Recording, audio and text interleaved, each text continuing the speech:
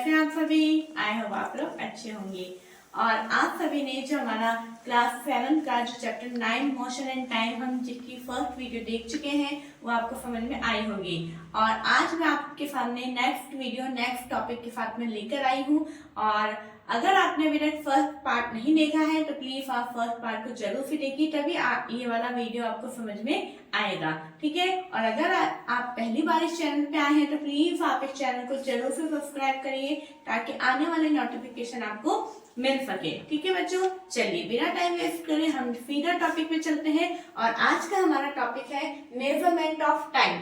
ठीक है बच्चों, देखिए लास्ट हमने जो सबसे पहले हमने टॉपिक देखा था स्पीड देखा था, एवरेज स्पीड देखा था।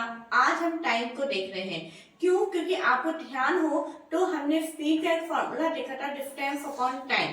ठीक है, डिस्टेंस बहुत आसानी से हम समझ लेते हैं। टाइम जो है, टाइम को कैसे मेजरमेंट किया जाता है, टाइम को किस तरीके से कौन कौन सी डिवाइस से हम कैलकुलेट कर सकते हैं, कैसे टाइम कैलकुलेट किया जाता है, कौन से डिवाइसेस से किया जा सकता है, कैसे इसकी ओरिजिन उत्पत्ति हुई थी, वो सारी चीजें हम इस वीडियो में देखेंगे। ठीक है, देखिए मेजरमेंट ऑफ टाइम।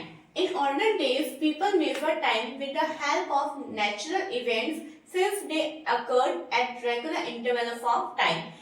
पुराने समय में, है ना, ऑल्डन डेज यानी पुराने दिनों के अंदर क्या होता था कि वॉचेस तो नहीं होती थी, क्लॉक्स भी नहीं हुआ करते थे। फिर लोग कैसे टाइम को देखेंगे? अगर अभी मैं आपसे पूछूं अभी क्या टाइम हुआ है तो आप घड़ी के अंदर देख के बता देंगे कि 1 बजी है या 2 बजी है। लेकिन पहले के समय के पास लोगों के पास कोई वॉच नहीं हुआ करती थी। फिर वो कैसे टाइम देखते थे?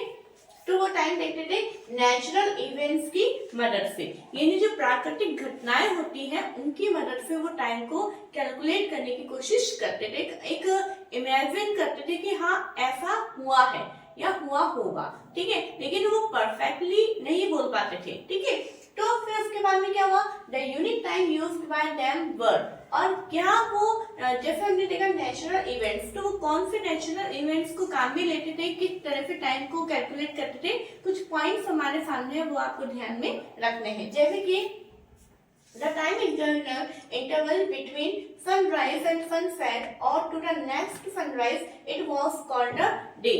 क्या है कि जब सनराइज होता है और पूरा सेट होने के बाद में जब दूसरा सनराइज होता है तो उस पूरे टाइम को उन्होंने क्या कैलकुलेट किया था? पूरा एक दिन कि सूर्य उदय से लेके दूसरा सूर्य उदय होने तक को उन्होंने पूरा एक दिन और डे उन्होंने काउंट किया था। इस तरह से वो एक एक दिन को काउंट करते थे। ठीक है, अब नेक्स्ट है from one full moon to another full moon is called a month. और उन्होंने एक और नेचुरल इवेंट के लिया था कि एक पूरा मून, फुल मून, जैसे आप देखिएगा कि जब आप रात के अंदर आकाश में देखिएगा कि जो हमारी मून है उसकी शेप्स चेंज होती है। हर एक पूर्णिमा के दिन जो है पूरा हमें फुल मून हमें नजर आता है, उसके बाद में धीरे धीरे धीरे कम होता जाता है। फिर 15 डेज बाद वो बिल्कुल अमावस जिसको अपन बोलते हैं, एक दिन आता है जिसमें वो बिल्कुल भी नहीं दिखाई देता है, बिल्कुल खत्म हो जाता है। फिर उसके बाद में वापस वो इंक्रीजिंग ऑर्डर में बढ़ते हुए वापस 15 दिन के बाद में वो पूरा मून हमें नजर आता है। तो इस तरीके से पूरा एक फुल मून यानी एक तरह से पूर्णिमा से लेकर दूसरी पूर्णिमा तक का जो समय होता है उसको उन्होंने क्या काउंट किया था? अ मंथ, एक पूरा महीना उन्होंने काउंट किया था। नेक्स्ट है from one season two another season is called the year. और एक सीजन से, जैसे अभी मान लो समर सीजन चल रहा है तो एक समर सीजन से वापस जब समर सीजन आता है तो उसको उन्होंने पूरा एक साल, उन्होंने एक वर्ष उन्होंने काउंट किया था। इस तरीके से नेचुरल इवेंट्स थे जिसके कारण वो चीजों को करते थे। ठीक है, अब देखिए अब इसके बाद में जैसे धीरे धीरे बहुत सारे क्लॉक्स की डिस्कवरी हुई, सैंड क्लॉक आया, है ना, बहुत सारे quartz clock, pendulum clock, wrist watch, बहुत सारी ऐसी डिवाइसेस काम में आने लगी जिसके लिए हम एक क्लॉक के बारे में आपके बुक में दे रखा है तो उसके बारे में हम पूरा समझेंगे। वो है हमारी पेंडुलम क्लॉक। पेंडुलम क्लॉक क्या होता है? It was also use to measure time. ये भी जो है टाइम को मेजर करने में काम में आती है। Simple pendulum. It consists of a small metallic ball or a piece of stone suspended from a rigid stand by a thread. आप लोगों के घर में, कई घरों में एक ऐसी लगा होगा वॉच जिसके अंदर एक पेंडुलम सा लगा हुआ होता है। पेंडुलम क्या होता है? इस तरह का इस पे एक मेटलिक बॉल होता है, एक मेटल की बनी हुई एक गोल सर्कल जो एक बॉल होती है और जिसको एक रिजिड स्टैंड से यानी एक एकदम कठोर स्टैंड होता है उससे एक थ्रेड के द्वारा या फिर किसी भी जो है मेटल प्लेट के द्वारा स्ट्रिप के द्वारा इसको लगाया जाता है। तो इस पूरे को अपन क्या बोलते हैं, पेंडुलम बोलते हैं। क्या बोलते हैं, पेंडुलम बोलते हैं। ठीक है, और इस को हम सिंपल पेंडुलम या पेंडुलम कुछ भी बोल सकते हैं। अब आप देखिए नेक्स्ट यहाँ पे है पॉइंट बॉब। बॉब क्या होता है, the metallic ball is called the Bob of the pendulum. यानी जो पेंडुलम है इसका जो ये मेटलिक बॉल है, क्या है, ये जो मेटलिक बॉल है उसको हम क्या बोलते हैं, बॉब बोलते हैं। ओके, अब नेक्स्ट पॉइंट आता है वन ऑसिलेशन। वन ऑसिलेशन क्या होता है वो देखिए जरा।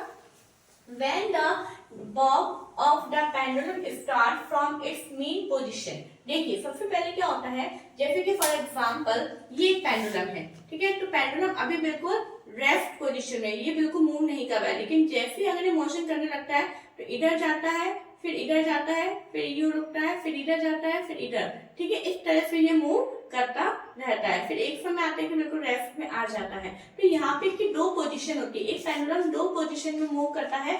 जब ये बिल्कुल रेस्ट पोजीशन होता है, जब ये ओ, जिसको हमने बोला ओ, है ना, जब ये ओ पोजीशन पे होता है ना, उसको अपन क्या बोलते हैं, मीन पोजीशन। और जब ये यहाँ तो इधर जाएगा बिल्कुल मैक्सिमम जितना जा सकता है, या फिर इधर जाएगा, ठीक है, या तो ये ए की तरफ इधर जाएगा तो हम उसको ए पोजीशन बोल सकते हैं, और इधर जाएगा तो उसको हम बी पोजीशन बोल सकते हैं। तो ये ए और जो बी पोजीशन उसको हम क्या बोलेंगे, एक्सट्रीम पोजीशन। एक्सट्रीम पोजीशन क्या होती है कि एक मेटलिक बॉब की वो पोजीशन जहाँ पे बिल्कुल मैक्सिमम यू जाएगा, उस पोजीशन को यूं तो नहीं चला गया ना, है ना, यहाँ से है मूव करते इतना गया है, ये इतना, इसका मैक्सिमम पॉइंट इतना ही कि इतना ही जा पाएगा, तो मैक्सिमम पोजीशन को हम क्या बोलते हैं, एक्सट्रीम पोजीशन बोलते हैं। इसलिए यहाँ पे क्या लिखा है कि when the Bob of the pendulum, जब पेंडुलम का बॉब जो है मेन पोजीशन से स्टार्ट करता है और कहाँ मूव करता है, A to B and back to O, A से बी जाएगा और फिर वापस ओ पे आएगा,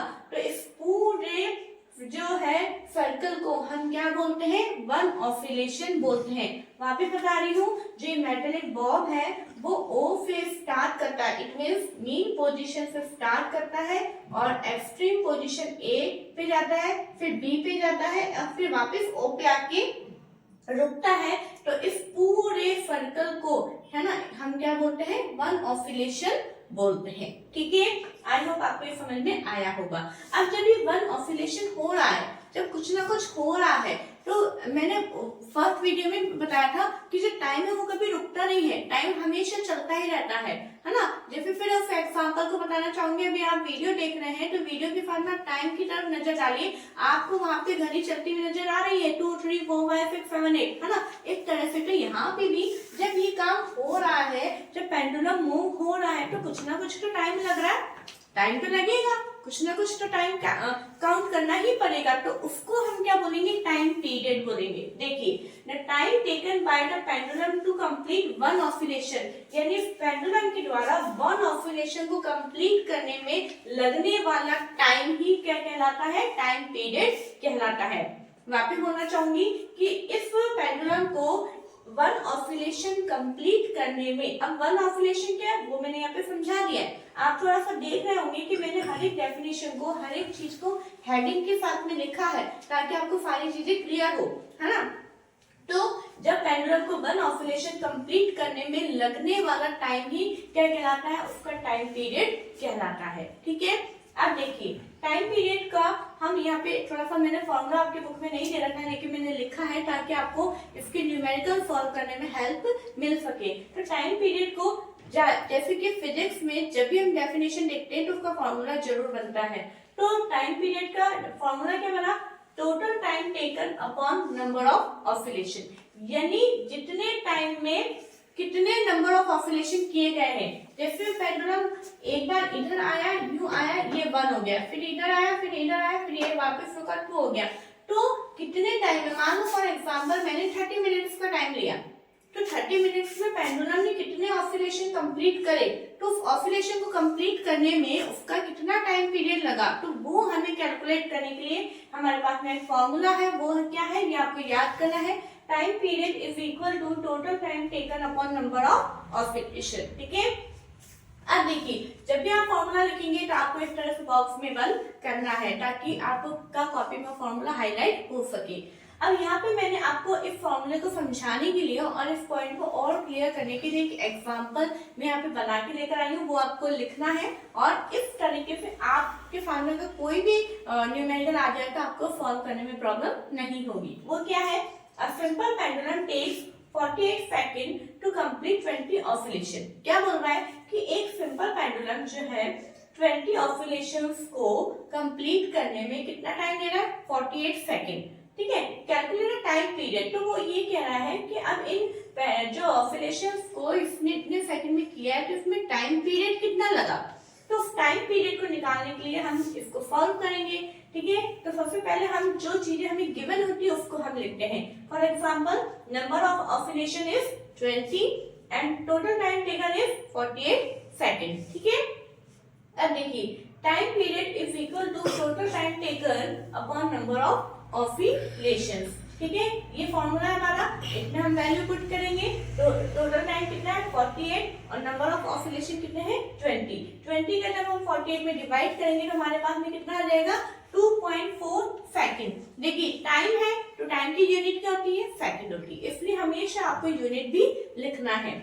ठीक है, तो यहाँ पे ये आप डिवाइड कर लीजिएगा, बहुत इजी है, कोई हार्ड नहीं है, आप कर सकते हैं और आपको करना भी चाहिए। क्या पता मैंने यहाँ पे गलत लिख दिया हो तो आप करके देखना 2.4 आ रहा है कि नहीं। ठीक है, आई होप आपको आ जाएगा। तो 2.4 सेकंड जो है इसका आंसर होगा। और इस तरीके से हम यहाँ पे देखिए एक फॉर्मूले से हम 3 चीजें निकाल सकते हैं। कभी ऐसा हो सकता है टाइम पीरियड दिया हुआ हो, नंबर ऑफ ऑसिलेशन पूछ लिया जाए तो आप क्रॉस मल्टीप्लाई कीजिएगा। कभी हो सकता है ये दोनों दिया हुआ हो, टाइम पूछ लिया जाए तो वो भी आप निकाल सकते हैं। ठीक है, तो आई होप आपको आज का ये वीडियो समझ में आया होगा। आज हमने टाइम के बारे में और पेंडुलम को बहुत अच्छे से समझ लिया है।